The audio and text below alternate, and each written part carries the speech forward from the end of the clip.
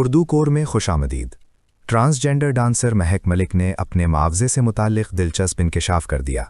मारूफ transgender dancer महक मलिक हाल ही में एक interview में शरीक हुईं, जहां उन्होंने अपनी ज़िंदगी, काम और मुआवजे से मुताल्लिक खुलकर गुफ्तगू की। दौरान इंटरव्यू मेज़बान ने जब उनसे मुआवजे, फ़ीस के बारे में सवाल किया तो महक मलिक ने नहायत दिलचस्प अंदाज में अपना जवाब दिया, जिसने सबकी तवज्जो हासिल कर ली। महक मलिक ने कहा कि आजकल जैसे यूट्यूबर्स दावा करते हैं कि वो अपनी वीडियोस से इतना महाना कमाते हैं कि आसानी से 1, 2 या 3 ऑल्टो गाड़ियां खरीदी जा सकें, बिल्कुल उसी तरह वो भी अपने काम के बदले ऐसा मुआवजा लेती हैं कि एक ड्रामे की फ़ीस से 1 से 1.5 ऑल्टो गाड़ी तक आ जाती है। उनके मुताबिक उनकी मेहनत और काम का मेयार ही उनकी कमाई का सबब बनता है।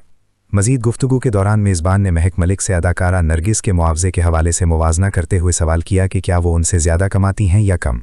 इस सवाल पर महक मलिक ने बड़ी वजाहत के साथ जवाब देते हुए कहा कि उनकी नरगिस से कभी मुलाकात नहीं हुई, इसलिए वो उनके मुआवजे के बारे में कोई हतमी बात नहीं कर सकती। ताहन महक मलिक ने अपने मुआवजे का जिक्र करते हुए ये भी बताया कि उनकी फ़ीस 20 लाख रुपए से ज़ायद है। उनके इस बयान के बाद सोशल मीडिया पर मुख्तलिफ तबसरे सामने आए और कई लोग उनकी कामयाबी और मेहनत को सराहते नजर आए। महक मलिक के इस इंटरव्यू ने एक बार फिर साबित कर दिया कि वो ना सिर्फ अपने फ़न में मुनफरिद हैं, बल्कि अपनी साफ गोई और एतमाद की वजह से भी लोगों में ख़ास पहचान रखती हैं।